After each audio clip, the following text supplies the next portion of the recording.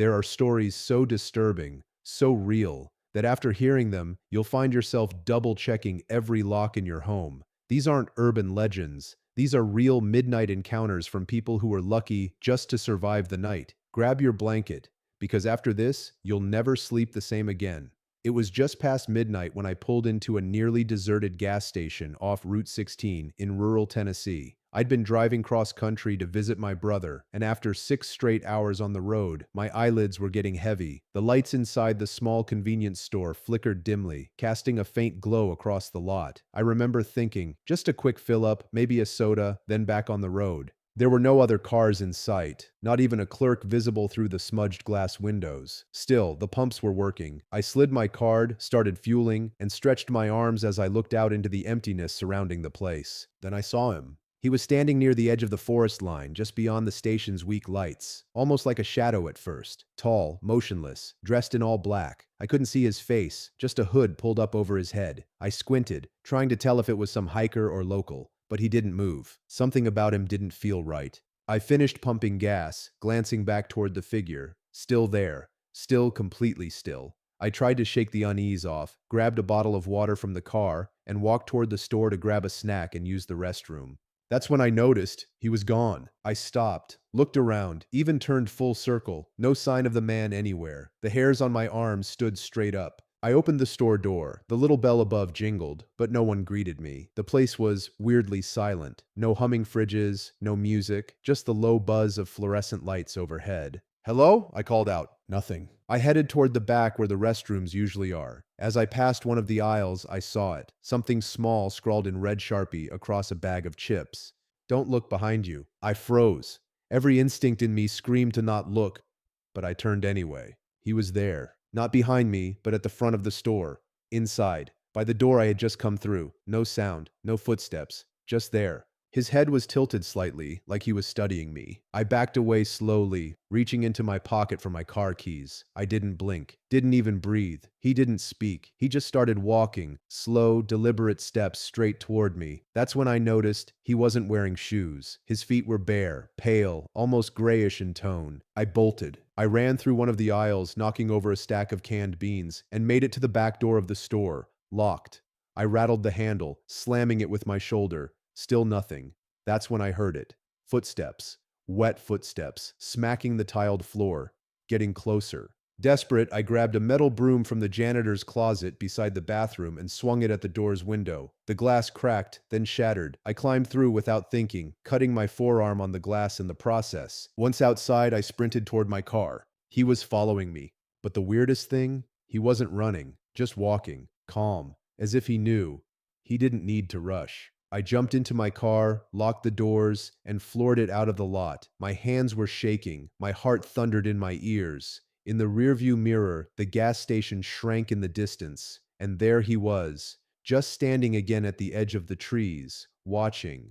2 hours later, I pulled over at a well-lit diner, still shaking. I looked at my arm. Blood was still seeping from the gash. I went to the bathroom, cleaned it up. When I came back out, the waitress asked if I was okay. I nodded, just needing coffee, something normal. Then she said something that still makes me sick. "You must have come from that old BP station, huh? You're the third person this week to show up here after seeing that barefoot man." I never went back that way again. I was 17 when it happened. My parents were out of town for the weekend, leaving me alone in our two-story house on the edge of town. We lived near a wooded area, with just a few neighbors scattered along the same long stretch of road. It was peaceful during the day, but at night that silence felt like it could swallow you whole. That Friday night, around 11:45 p.m., I was lying in bed, scrolling through my phone with one earbud in and a dim lamp on beside me. I wasn't really tired, just killing time before sleep finally took over. That's when I heard the sound. It was faint, but it wasn't the usual creaks of the house settling. It was a tap, then another, then a third, slow, rhythmic. I paused my music, sat up. It was coming from my bedroom window. I live on the second floor. At first, I thought maybe it was a branch brushing against the glass. We had an old oak tree just a few feet from the house, and on windy nights it sometimes scratched the siding, but there was no wind that night. None. The air had been still all evening. I crept out of bed, heart starting to pound, and approached the window. The curtains were drawn, but there was just enough space between the panels to peek through without opening them completely. What I saw made my blood go cold. There was a man crouched on the roof of our back porch, just outside my window. His face was inches from the glass. His hands were pressed against it, fingertips tapping lightly, calmly, as if he was waiting for me to open up. He wasn't wearing a mask. He wanted me to see him. He smiled when he realized I was looking. I stumbled backward, nearly tripping over the rug. My first instinct was to call 911, but my phone was still on my bed. I lunged for it, dialing as I crawled behind my bed and ducked low. My hands were shaking so badly I could barely hit the right buttons. I whispered to the dispatcher, trying not to let him hear my voice. They told me officers were on the way. I stayed on the line, crouched on the floor, heart hammering like a war drum. Then, silence. No more tapping. I didn't know what was worse, the sound of him tapping, or the moment it stopped. A minute passed, then 2, then 5. Finally, I heard sirens in the distance. I peeked over the edge of the windowsill. He was gone. I ran downstairs just as the cops pulled into the driveway. They did a sweep of the property, found muddy footprints on the porch roof just outside my window, but that was it. No sign of him anywhere else. One of the officers asked me if I knew the guy. I didn't. Never seen him before in my life. They filed a report, told me to stay somewhere else for the night just to be safe. I went to my aunt's house across town. I thought that was the end of it. But 2 nights later, my aunt found something tucked under her doormat. A Polaroid photo, no note, just a blurry picture of me, asleep in her guest room. The window was open in the background. We had locked every door. But we forgot the second-story window. I used to work the night shift at a local 24-hour pharmacy. Small town, quiet most of the time. I'd usually get home around 3:30 in the morning, slip into the house quietly so I didn't wake my roommate, and head straight to my room. Nothing unusual ever happened, until that one night in October. It had been a slow shift. I remember thinking how peaceful everything felt when I pulled into the driveway. My porch light was on. The house looked exactly as I'd left it. But when I walked in through the front door, something felt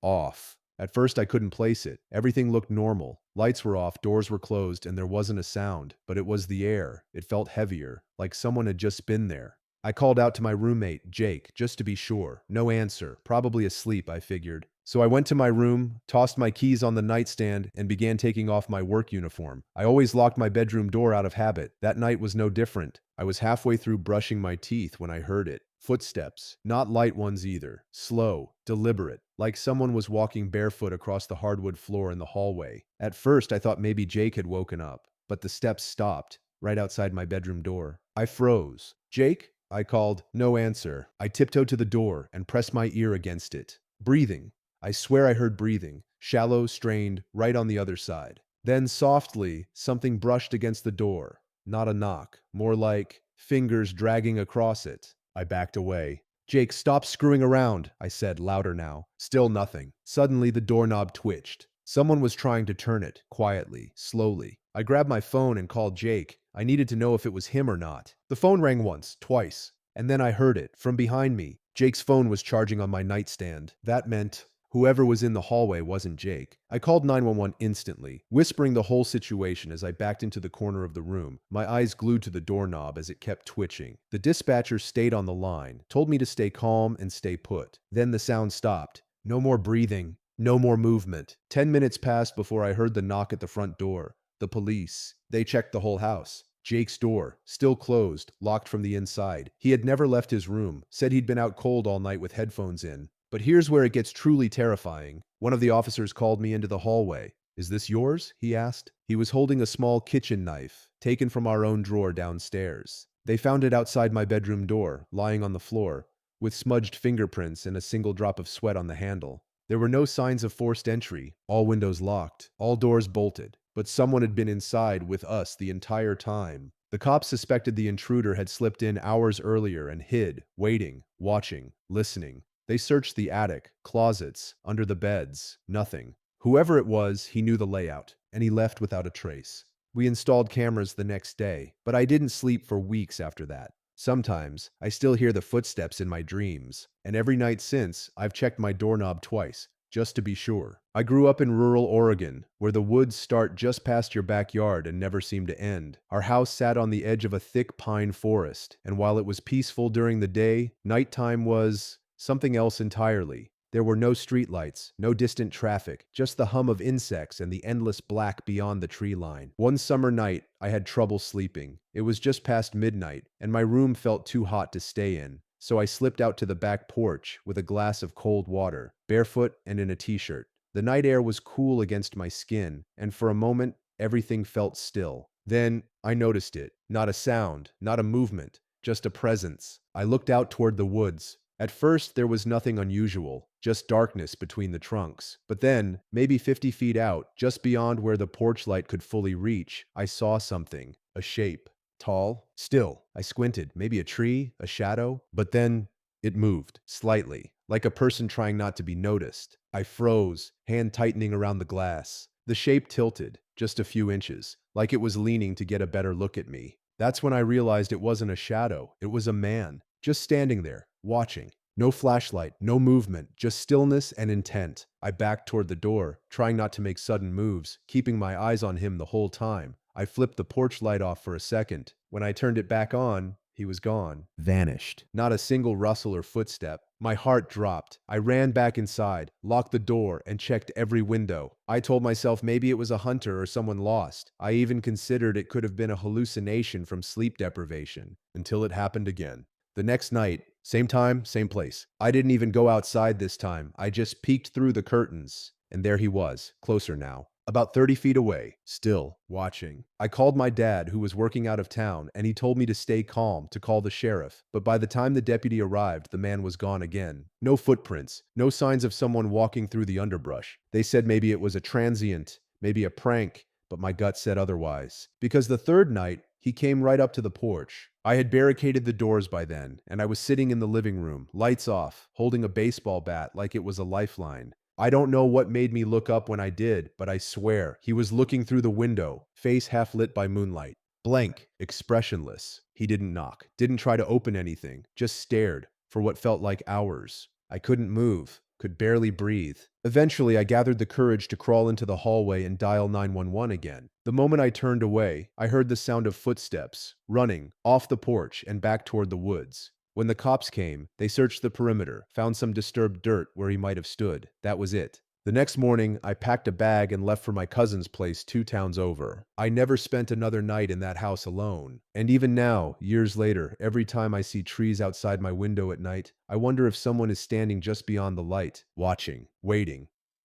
I was managing a storage facility overnight about 5 years ago. The pay wasn't much, but it was quiet, and I liked being left alone with a thermos of coffee and a flashlight. The place was on the outskirts of a small Nevada town, surrounded by desert and silence. At night, you could hear the buzz of the overhead lights and nothing else. Except for this one night. It was just after 2 a.m. I was halfway through my third coffee when the alarm went off for Unit 119. Now that unit had been vacant for months. No one had rented it, no one had a key, and no one had any reason to be there. At first I thought it was a false alarm, maybe a sensor glitch, happens more than you'd think. I grabbed my flashlight, radioed it in, and walked across the lot. The rows of metal units were cold and echoey at night. My boots crunched on the gravel. The flashlight beam bounced along the doors. Then I saw it. The lock on Unit 119 was gone, cleanly removed, and the metal roll-up door slightly open, about a foot. I crouched low and peeked under, half expecting to find someone hiding inside, maybe a junkie looking for a place to crash. But what I saw instead didn't make sense. It was dark inside, of course, but my flashlight lit enough to show scratch marks, deep gouges all over the interior walls and floor, like something with claws had been trying to get out. Then I heard breathing, low, wet, and close. I snapped my light to the corner and caught a glimpse of something pulling away from the beam, pale, thin, like a hairless animal, but shaped wrong, too long, too upright. I fell back instinctively, my heart slamming into my ribs. Then the roll-up door screeched upward and something rushed toward me, so fast I barely saw it. I ran harder than I've ever run in my life, flashlight swinging wildly, catching glimpses of movement behind me. It wasn't making noise. It didn't growl or stomp or yell. It just followed, silent, swift. I dove into the security booth and slammed the door shut, locking it, then watched from the window, breath fogging the glass. Nothing. I scanned the monitors. All the cameras were frozen, glitched out like static, except one, the one facing Unit 119. The door was now closed, locked, like nothing had ever happened. And standing in front of it was a man in a long coat, just standing there, hands at his sides, staring directly at the camera. No facial features I could make out, just blankness. I blinked. He was gone. The next morning, I checked the unit again in daylight. The lock was back in place, same one that had been cut. perfectly intact. I opened the door, even though every instinct screamed not to. Nothing inside. Just dust and scratch marks that were no longer there. I quit that job a week later, but every once in a while I still check the security feed remotely, just to see. And sometimes, only sometimes, Unit 1 Nunnin's light flickers on by itself, even though there's no electricity running to it anymore. I was a live-in night custodian for a suburban community center back in 2019. It wasn't a glamorous job, lots of sweeping, cleaning bathrooms, locking up rental rooms after events, but I liked the solitude. The building was old but solid, with a gymnasium, library, and a few conference halls. At night, it felt completely deserted. Except it wasn't. It started one winter night. I had just mopped the gym floor and was heading back to my tiny break room at the far end of the hallway. As I passed the front lobby, I caught movement in the reflection of the glass double doors. Someone was standing outside staring in. I stopped cold. He was dressed in a black windbreaker, pale face, hands jammed in his pockets. At first, I assumed he was homeless. It had been snowing. I figured he was seeking shelter. I waved him off and motioned toward the bench at the bus stop across the road. But he didn't move. He just stood there. Didn't blink. Didn't react. His eyes were too wide. Way too wide. It unnerved me, but I went back to my break room and locked the door behind me. Made a note to check on him again in a few minutes. Maybe call someone if he was still loitering. 5 minutes later, I returned. The man was gone. But here's the thing. The snow outside was untouched. No footprints, nothing leading away, nothing coming up to the door, just perfectly smooth snow, untouched. That night, I couldn't sleep. Over the next week, things escalated. Every night he came back, always at midnight, always staring in through the lobby glass, never knocking, never speaking, just staring. One time, I walked up to the glass and shouted, "You need to leave, now!" His head tilted slightly, not curious, more like something imitating curiosity. Then he raised a hand and pressed it to the glass. There was no reflection. I stepped back. My own reflection was there, but his wasn't. I backed away slowly. Went to the security room to pull the camera footage. Nothing. No one showed up on the lobby feed, but I'd seen him with my own eyes. I reported it to my supervisor. He laughed it off. Told me to get more sleep and maybe cut back on energy drinks. The next night, the man didn't show up at the glass doors. He showed up inside. It was 12:17 a.m. I was walking down the library wing, lights off, just checking that all doors were locked. And there he was, at the far end of the hall, standing completely still, half in shadow, facing me. My blood turned cold. I froze. My flashlight flickered. He didn't move. Then the hallway lights, every single one of them, turned off in a rapid sequence. Boom, boom, boom, like dominoes falling in darkness. I ran. I sprinted the other way, heartbeat thundering in my ears. I didn't look back. I didn't need to. I could feel him behind me, like a vacuum pulling at my spine. I made it to the break room, slammed the door shut, turned the lock, and shoved a chair against the knob for good measure. Then silence. Utter dead silence. Until the tap. Soft. Deliberate. Tap, tap, tap on the glass panel in the door. I stared at the frosted glass but couldn't see anything. Then a shadow moved across it. Tall, slender, unnatural. Another tap. Then he spoke. A whisper, right against the glass. "You forgot to lock the front door." My blood froze. I hadn't. I never forgot. Then he whispered again. "But I'm already in." I backed into the corner of the break room, gripping a mop handle like it could protect me from whatever this thing was. The lights in the break room flickered once, and then all of them went out. When they came back on, I was alone again, but there was a handprint on the inside of the glass. I quit the next morning, didn't wait for my shift to end, left my badge and keys on the front desk, and never looked back. But sometimes late at night, when I walk past glass doors or storefronts, I swear I see eyes, wide, unblinking eyes, watching.